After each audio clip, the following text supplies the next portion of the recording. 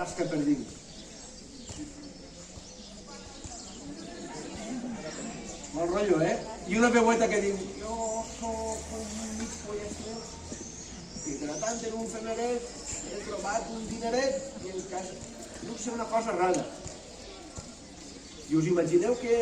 amb aquella por que fa que comencen a rascar per dins de la porta de l'armari de la teua habitació,